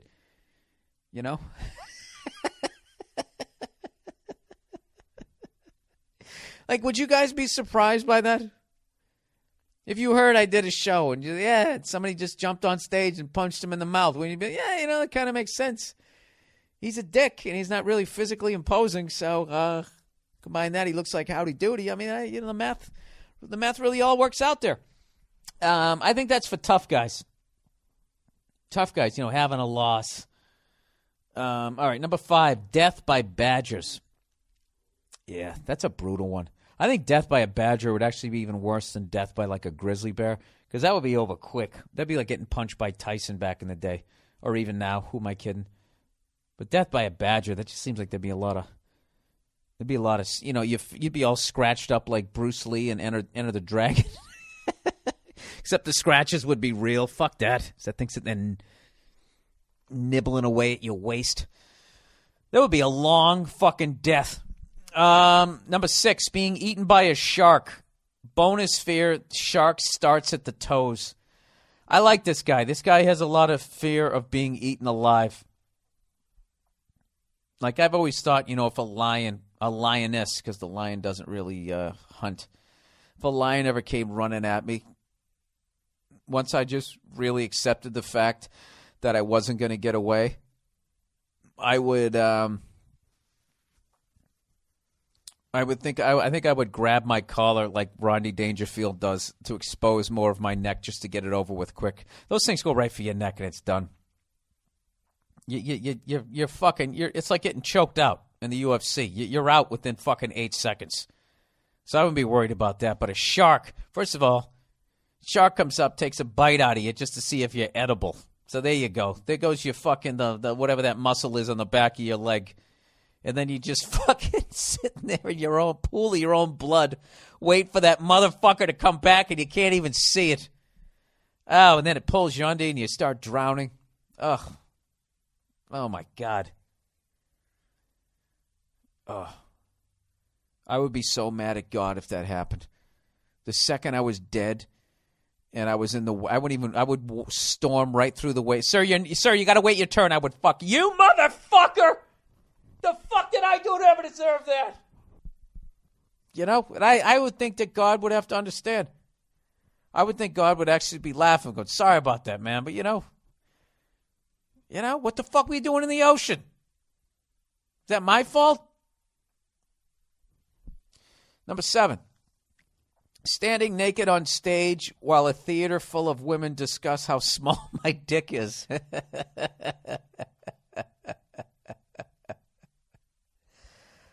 Guys really have a lot of guys have that fear. I don't know. I never think about that shit. I'm average, but I still don't think about that. Because I always consider that like that's their last resort. I would be more worried if I overheard women talking, saying I had a small dick. That would bug me. That would really fucking bug me. And then they saw me catching them talking and then they tried to play it off. That would bug me because then I would think that they were serious. But if a girl ever said something like that to me, I'm like, she's just trying to piss me off. They always go like when women try to piss you off, they attack size of your dick, they question your sexuality or your sexual prowess. Is that the word? They go, that's their 3-pronged attack. You have a little dick, you suck in bed, you're probably gay. That's when they just, they're just trying to make you mad. You just don't take the bait. I like my dick. Oh, I thought I was a little better than average. I thought I did all right in bed. Yeah, I thought you came a couple of times. Well, then you'll enjoy being not in my life. See you, sweetie. Well, you think I'm gay? Well, I'll just take that as a compliment on my wardrobe. Thank you very much. Don't let the door hit you in your ass there. Never take the bait when they try to make you mad. Don't ever fucking do that. That's how Chris Brown ended up in jail. When that chick was giving him all that shit, which I totally believe she was. Anybody who has shh tattooed on their index finger, I mean, Jesus Christ, is that a fucking red flag or what? Right there. That, that's like you having shut up and listen, bitch, tattooed on your fucking fist. What woman would go out with you? I blame Chris Brown for that whole fucking situation. He should have seen that coming. Number 8. Choking to death on a crouton on YouTube. Okay, it's random. Number 9, moving back into my mom's house. Yeah, that would be brutal. It's even worse with the failure with your mom, but all your neighbors seeing you pulling up with that, your little fucking Yugo full of clothes. Number 10, having a shark badger, the same guy, having a shark badger bite my dick off while having a panic attack on stage in front of my friends and family, all the while it's streaming live on YouTube, whose audience includes my friends and family. All right, so we combined them there in the end. There you go. And that's fears for this week, everybody. That really seemed to peter out after a while. Was it me? Or did it kind of die? All right, here's one for you. Loner travel. Bill, since you travel a lot, I was wondering if you have any advice on a good city to visit for a single guy. I'm 34, never married, and no kids, i.e. no baggage, even though I like the ladies. I'm not looking for a place to go to get laid. Just a good place to go visit that I may have a good club. That may have a good club or music scene, or a good area where someone traveling alone won't feel out of place. All right, you don't want to get laid, but you go into a club? You must be into, like, techno music or something. Dude, if I was you, I'd just go to Paris. What do you think? You going to go to Atlanta and look at another fucking, I don't know, sports bar? I would go to another country. Immediately you're interesting because you're from another place. Immediately you have an accent, and you're going to get fucking laid. And if you don't, who gives a shit? You go into a museum, you look at the that really average-looking woman that guy painted from the Da Vinci Code. Evidently, she was smirking because she realized that I can't remember. She realized something. I've never liked the Mona Lisa. I found her arrogant. I don't like that arrogant look on her face. I just think she's got a lot of nerve looking the way she looks, dressing how she dresses, to have that fucking look in her face. All right, this podcast, I don't know what happened. What happened in the last 3 minutes? All of a sudden, this podcast sucks. It's going so well. Who gives a shit? What am I, 48 minutes in? Can I bomb for the last 12 minutes? What's going on here? There we go. I'm going to bomb for the last 12 minutes. I'm going to give you guys a goddamn lesson in bombing. All right. Do you know what's funny? This is why I don't gamble, by the way. When I lost those first 2 games before Jim Harbaugh came to my fucking rescue, I actually shut the TV off, and I got in my car, and I tapped out. I can't handle it. I don't know how you fucking gamblers do it. I have no fucking idea how I can't handle it. The powerlessness. And here it is. I got the NFL package. I haven't been home for 5 weeks. I can finally sit here and watch the games. And because I'm 0-2, I shut it off and I walk away. I didn't watch 1 second of the 49er game. If I won one game earlier, I would have watched it. I would have had a great fucking time, but I didn't. I don't know how you guys do. Why would you add that misery to your life? I got to start talking about that more, for the love of God. Oh, by the way, I have a brand new website, everybody. Let's take a little tour, shall we? Let's all go to BillBurr.com. It is up and running. Look at all those fancy photos. And eventually I will get the iPhone so I can start making videos and putting them up here and doing all this type of shit. And but I'm not doing it till the iPhone's in the stores. All right? Go fuck yourself. Ghost of Steve Jobs. Basically, yeah, if you write something on Twitter, it shows up over to the side. You can make comments on the Facebook page. If you scroll down, you go all the way down to the bottom of the page. There's your Christmas gift to that douche you don't like. All right, you can get my DVD there. We got some Podcast T-shirts. You go to my bio. I got a new bio sitting there. What else? Events. You click on events. That's where I'm going to be. You click on the go button. It'll take you right to where you need to be to buy tickets, unless there's not a link yet. The blog will have the latest podcast and blogs at some point, if I ever start blogging again. The podcast page will have all my podcasts eventually. We're getting them all. What do we got here? We got all the way back to September. Gradually getting them up. Merchandise page, and then the contact. There you go. That's the whole thing. They got links to my Facebook, my Twitter. What the fuck is this speaker thing? I don't even know what this is. I don't fucking know. Whatever. That's the deal. I got a new not a new podcast. I got a new website. So please visit it. Please leave some comments. Please follow me on Twitter. And that's it. I think that's the podcast for this week, people. I don't have anything else. I've literally run out of funny. You know why? Because I wasn't ready to do this one. But I was banished by the lovely, beautiful, adorable Nia. I was banished down to my goddamn fucking podcasting place now because she wanted to watch her TV and she didn't want to deal with me running my mouth. She was watching that show. Remember that show I was telling you about last week with that lady spent $13,000 on a used car and tried to talk about how she was rich? Hey, haters, hey. Yeah, she knew I was going to run my mouth. It's unreal. I can't tell if it's unreal that she kicks me out or it's unreal that I'm that level of a dick. But, I don't know. But we're enjoying the new place that we're living in. Nobody above us, nobody below us.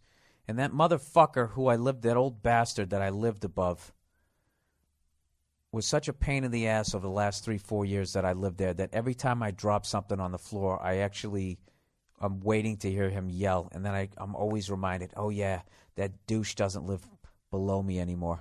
Oh, and by the way, I'm still waiting for my fucking, what do you call that thing? My deposit. I'm still waiting for it. Fucking dicks. That is just acceptable stealing. What are the odds I'm going to get my deposit back?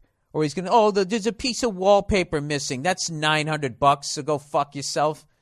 You know? It's like before I move in, I have to give you first and last month. Before I even move in. I moved out 7 fucking weeks ago. Every time I call up, oh yeah, you need to talk to Karen in the bookkeeping. Yeah, just try to, she's busy. She'll call you back. Is she going to call me back today? Yes, she is. Never calls me back. You know what the funny thing is they think I'm going away. I'm not going away. I'm going to fucking drive down there tomorrow. Happy Thanksgiving. How are you? What's going on? I want my fucking money. I've called you cunt 6 fucking times. You keep saying, see, I got to get this out on the podcast because I can't say that when I'm down there. I have to, walk in there and be like, yeah, hi. Yeah, hi, Bill Burr. Yeah, I moved out of the apartment complex that you have. Yeah, and I was wondering, I've called on numerous occasions. Yeah, and they haven't, yeah. Well, I'm in the area. I don't want to call. Well, can I wait? Because I don't want to call. Because you fucking cunts don't call me back. Sir, you have to leave the building. Just give me my fucking money. Just give me my fucking money. That fucking place is immaculate. It's fucking immaculate. I don't know what your problem is. Anybody who came by to look at it, I raved about the neighborhood, said I loved it. I tried to fucking get somebody to rent it out myself. What more can I do? Give me my fucking money. You know, I sound like that fucking guy in Goodfellas. Fuck him. Fuck him in his ear. I want my money. I want my fucking money. My old landlord's going to be sitting in the back of my Prius and stick an ice pick in the back of my neck. God, I thought he'd never shut up. All right, let's go to advice for the week. Advice. Lady at the office wants it. Okay. Hey, Bill, I was wondering if you and the lovely Nia, if she's around, could help me with an issue I've been having the past couple of months. It has to do with a fucking lady at work. So this girl started at my office a little over 2 months ago, and I've been training her on basically everything. So we've been spending a lot of time together. Cue the porno music. All right. Now this girl is by no means a smoke show, but she is cute, and she's the type of girl who gets more attractive when you get to know her because she's pretty cool. We have a lot in common, like musical taste, and we both like the same beer, among other things. Oh, so you've obviously gone drinking, or at the very least, you've discussed, going out and having a few. You know what's so funny about that, sir? You didn't even think of that question. Your dick did. Your dick is always closing. Your dick is always in a 2-minute offense, But you got to be careful because just like Brett Favre, it will throw back over the middle for a pick 6. And I think that's what you're about ready to do if you start banging some broad at work. Unless you have the skills. Let me finish reading this thing here. All right. Our job requires a lot of time on the road. Oh, God, this is just totally set up. Our job requires a lot of time on the road, so we have a lot of time to talk to each other while in the car. You're in the car. She smells good. She's crossing her legs. How many times you gotten a fucking hard on as you've been driving with her, trying to keep up some stupid conversation as your dick's going, do it. Anyways, a lot of what we've been talking about is hookups and sex and what we both like and don't like. Dude, this is a layup. You're in there. And as I could have predicted, a bit of sexual tension began to arise. What do you mean you could have predicted? Dude, don't fucking play this game with me. All right? You know what you're doing. The little bit of sexual tension that you fucking created. You're steering the conversation towards this exactly like you should be doing. This is right down the checklist. By the time I get done reading this, you'll probably fucking blow a load in her. You're doing everything you can to fuck this girl. Anyways, what didn't help this situation was one day when we admitted to each other that we would bang each other if she didn't have a boyfriend. Oh, Jesus. Dude, listen, before we go any further, I totally respect what you're doing here. All right? What I don't respect is the way you're telling it to me as if this shit is just happening and you're not manipulating the situation, okay? You're totally manipulating the situation. This is like T-ball. This is like pussy T-ball at this point. It's just sitting right there waiting for you to knock it out of the park, and it was all because of the excellent fucking work that you've done. All right? I'm going to continue to read this. All right? But I want to tell you and everybody else, don't fucking talk to me like I'm an idiot. Yeah, I just, when I had the sexual tension because we're sitting there talking about banging. How did you get on that subject? What dumb subject was she talking about as you sat there and sort of fucking forced the conversation? Not forced, because then she would have known. You just sort of gradually, how did you do it? Did you compliment her shoes or something? That's always a good thing. You know what's a great fucking way if you're trying to figure out how to turn the topic to sex and you're not at a bar or anything, is you actually compliment another woman that walks by and be like, wow, now there's a beautiful woman. I could really, and women just find that fascinating. Why? What do you like about it? Blah, blah, blah, blah, blah. And you start with that as the jump off point, and then you're in. Then you're in. You're in, okay? Just don't reach out and grab her titty in a moment of fucking reflex, though, because then you'll have a problem. All right, here we go. The sexual tension only got worse as we talked about it more, saying what we would do if we ever hooked up with each other. Yeah, first of all, this girl does not love her boyfriend, and this is over. This is like a fucking Red Shoe Diary at this point. Meanwhile, when we are in the office, she calls me from her desk to mine, and sends me email trying to chit-chat and shit and basically flirts hardcore. See, right there, dude. Right there. Right there. You just had a meltdown in the nuclear plant. It's starting to spill over. You got to get this girl under wraps. This is bad. To the point where people have asked if there's anything going on between us. You're sloppy. You're young and you're sloppy. When we're out of work, she texts me constantly, which gets a little annoying, but I'd be a liar if I didn't like it because, who doesn't like flirting with an attractive lady? You told me before that she wasn't really that attractive, but after a while, she starts getting more attractive. What, after she says she wants to suck your dick? Fuck. You know what this is? This chick is like a virus, and she's already contaminated your entire workspace. This might be beyond my help. I don't even know where you're going with this. Anyways, the situation came to a head one Saturday night when she texts me saying she wants to be drunk honest with me. I literally said, oh, Jesus, to myself. Why? You created this situation. And he goes, and I asked what she meant. She went on to say she wanted to make out with me because she's never felt this way about someone, and even though she loves her boyfriend, who she's about to move in with and plans on marrying, she doesn't think that making out with me is a big deal. I kind of brushed it off as a drunk text, and when she texted me the next day, I asked her if she had changed her mind, and she said no, and she still wanted to. So I ask you this, sir, what the fuck do I do? I know it sucks to be cheated on because I've been cheated on, and I don't want to do that to this dude because I've met her boyfriend once, and he's a good guy. At the same time, he's not my friend. Here's where his dick comes in to argue the other side of it. At the same time, he's not my friend, and therefore I feel I need to be loyal. I don't need to be loyal to him by not hooking up with his girlfriend. I know it'd be a sleazeball move on my part, but she's old enough to make her own decisions, and she has told me it wouldn't affect her relationship with him. Oh, Jesus, dude.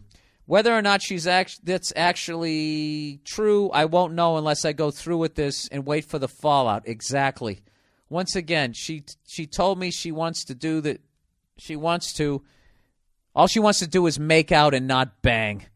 But I know myself, and as a 23-year-old guy, making out doesn't quite do it for me anymore, so I know I'll try to go further. Let me know what you think. Thanks in advance. Love the podcast. All right. The question you got to ask, you need to ask two questions. How much do you like your job? And two, can her boyfriend beat the shit out of you? Does he have any felony convictions or anything like that? Because this whole thing is going to blow up in your face. This is a confused woman. She doesn't know what she wants to do. She doesn't know how to be in a relationship. She's actually using you. And you guys are going to fuck. You might not fuck the first time, but you're going to fuck. And then you're going to fuck on a regular basis unless you decide you don't want to. And it's going to get weird. This is one of these girls, no matter what, it's going to get fucking weird. So, all right. I don't know what to tell you here because I don't know all the details, but the smart move here is to not fuck this woman. Okay? People already know there's sexual tension, so if you know she has a boyfriend, they know she has a boyfriend, and you're just going to look like a piece of shit. And the whole thing's going to blow up, and it's going to be gossip, and if you have any sort of, like, desire to move up in that company, you're really going to fucking screw that aspect of it up. There's plenty of fucking women. You're 23 years old. You're in the prime of your fucking life. Go out and fuck somebody else. All right? And that whole thing there, she's got a boyfriend and, blah, blah, blah, blah, blah, blah. I agree with you. That's not your fucking fault. Okay? But the thing about it is, what makes it weird is you're going to see this girl again the next day. And the next day, and the next day. And you know what's going to happen is, you're in your head, you can be like, yeah, we're just fucking because she said we're just fucking. And she said it isn't a big deal because she said it isn't a big deal. And you know what? She's gradually going to suck you into having a fucking relationship with her. And you're going to end up having to break up with somebody that you're not even going out with at fucking work. And then she's going to make your life a living hell. This fucking girl, not only can she not keep her goddamn legs closed, she can't keep her fucking mouth shut. She's going to talk to somebody else, and the whole thing's going to fucking blow up. All right? So, my advice to you is don't fuck this girl. Have a mature conversation with her and say, look, it'd be one thing if you were single, but you're not. You have a boyfriend. I feel bad. I met the guy. You want to move in with them. You want to get married. This is the way you do. I really find you attractive. I would really love to hook up with you, but I can't. I wasn't raised that way. You just back out of it that way, and just get the fuck out of it, man. I'm telling you. Unless you haven't been laid in a while and you don't give a shit about your job, then just fucking bang her right on your goddamn desk in front of the security cameras. Put your website, write it on your back.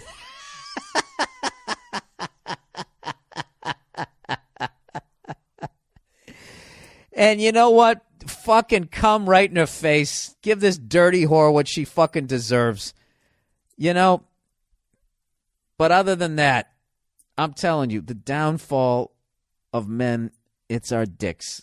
Our dicks get us in more fucking goddamn trouble than anything else. And if you can somehow make a rational decision despite the fucking moron shit your dick is saying. Your dick is like that diva wide receiver on the football team screaming for the ball every other play, and goddamn well it's double coverage, okay? All you need to do is just fucking wind down the last 2 minutes of the game, and there's your fucking douche screaming at you. What are you going to do? That's a tough one. That's really a tough one. But if you're going to break up with her, just act like you're an honorable human being. And just say, I can't do it because you have a boyfriend. Just say it like you believe it. And then get out of it. And you watch what happens. Okay? There's still going to be fallout to that. It just feels like weird. Like you're not like talking to me anymore. Bitch, fuck you, you psycho. You already have a situation on your hands. Please, by the way, I'm actually invested in this emotionally now. I want to know what happens. Please let me know if you fuck her, if you don't fuck her, what happens, what doesn't happen, and all that. All right? Jesus Christ. Jesus, that's a fucking situation. Anyways, all right. Last thing I'm going to read here. Jesus, hour and 10 minutes. Here we go. Kill me is the last thing. So I'm 28 and work in education, and I got to tell you why there are no men in education. Not only is there no money in it, but every day I'm surrounded by these women, and they suck out my fucking life force. Don't get me wrong. Whenever I say these women, you would think it would be great. Oh, don't get me wrong when I say these women. You would think it would be great. I work at a nice college. The people are nice. There's young tail everywhere. Why I took the job. Okay, all right, here we go. Here's another Penn State fucking situation. But every day I want to shoot myself in the fucking head. Let me tell you why. There are 3 men in the office. We are outnumbered 15-1. It's me, my boss, and one other dude who might be gay. But either way, my boss's office is on the other side of the department, so it's me and about 20 chicks and their constant chick conversation about the stupidest crap for the majority of the day. Yeah, you're basically like some woman who doesn't like sports in a sports bar and would have to listen to a bunch of idiot guys going, dude, I'll tell you, if I'm the Jets, I got to be thinking they're firing on all day, dude, all day. You're in the reverse of that situation. Anyways, most days I ignore it. I just sit in my little fucking cubicle. I put on my music and bang out my work. But every once in a while, some of this shit happens to infect my eardrums and mind fuck me for the rest of the day. Case in point. Today, it's Monday, and I spent most of the day catching up on all the shit I didn't do. When I left the office early on Friday. So it was a busy day, but at 4:40, I'm all caught up and tired. So I'm just fucking around, searching for random shit on the internet. For my last 20 minutes, when is Bill Burr coming to Seattle, etc. While I'm trying to tune everybody out and just go through the last 20 minutes of my day without committing suicide, I hear, "Oh my God, that is like the greatest idea ever. I absolutely need one of those." So, okay, I find myself invested a little bit. What could it be? The greatest idea ever? I am intrigued. I don't say shit, but I'm curious. I'm thinking, you absolutely need one, huh? Okay, what could it be? Maybe my girlfriend will want one. Christmas is coming up. Pretty soon, more girls join in. Over in the cubicle next to me. Oh, what a great idea. Oh, yeah, my friend Lizzie bought one of those. It's terrific. So I listen over my cubicle wall, and I'm like, damn it, what the fuck? It sounds great. I spent 5 minutes of my life totally invested. What could it be? Tell me, you fucking bitches. So what is it? And I look, it's a fucking scarf organizer. $8 at IKEA. Look it up if you're a fan. I couldn't fucking believe it. I never get that 5 minutes of my life back. It's not that I'm pissed off so much because I let them pull me in to their stupid fucking chick world for a minute, but I was so invested. I am forced to retain some of this stupid shit that I hear. I mean, someday when I'm married and my wife comes at me with some bullshit like, honey, I have too many scars, I don't know what to do. And before today, I would have said, you know what you need to do? You need a fucking coat rack. Yeah, I'll put a 2x4 on the wall, maybe put some nails in it. You're good to go. You can hang hats and scarves and all your shit. Problem solved. Or maybe, you know what you need? A trip to the fucking Goodwill. Get rid of some of that shit. Jesus, this guy's hardcore. But now whenever I hear some random woman bullshit like this, in the back of my mind I hear, IKEA, $8. They got the perfect product. Somebody please kill me. Yeah, dude, that's a tough situation. That's a tough... you know what? I can't even remember in all of that if you're still single or not. I guess you are still single. You know what's so funny? Is after I told that other guy not to bang the person at work, you should fuck one of those girls at work. Just take out all that angst for them wasting your time and just give them a strong 7 minutes. All right, I got nothing. What do I got? Hour and fucking 11 minutes here. Underrated, overrated for the week. Underrated. Beers in the shower. Nothing better than finishing work and having a beer. Also, nothing better than finishing work and having a shower. Combine the two, and you're the more relaxed than having a pull without the effort of getting hard. Sorry, I butchered the reading of that. I actually talk about some guy in Intervention who described starting his day drinking a beer in the shower, which I thought was disgusting. And by the time he was done, I was like, that's the greatest beer commercial I've ever seen in my life, or heard, I should say. Overrated. Taking a lady on a date to see your show. Don't get me wrong, the Antisocial Network comedy tour was awesome. Oh, you mean my show? You guys were fucking hilarious. But as an average dude with an average dick and a tiny bank account, all I've got to give me an edge is my sense of humor. And after a few hours of laughing her ass off at the show, she was so stretched out by the proverbial 12-inch comedy cocks that you guys are swinging, she couldn't even feel me. Yeah, no, she could have, dude. She could have done it. Come on. You going to make me feel guilty because I went up there and danced like a monkey? It wasn't my fault. I opened. All right? Don't blame me. Blame those other beasts on the show. All right, that's it. We kind of petered out there in the ending, didn't we? Didn't we? Oh, go fuck yourselves. That's the podcast for this week. I hope you guys, hope you enjoyed it. I hope it made you laugh. I do one of these every Monday. If you're new to my podcast, I probably should have said that at the beginning. The official podcast page of the Monday Morning Podcast is type in www.themmpodcast.com. You can send emails there. There's a donation button. We got a ringtone somewhere on there that nobody can find for some reason. And that's it. DVDs, and I got new Monday Morning Podcast T-shirts on BillBurr.com if you'd like to buy those. And if you don't, I don't give a shit, I'm not trying to break your bank. I'm not trying to break your balls. You want one, fucking get one. If you don't. I don't give a shit. All right, that's the podcast for this week. Let's go Patriots. Win by 14. See you.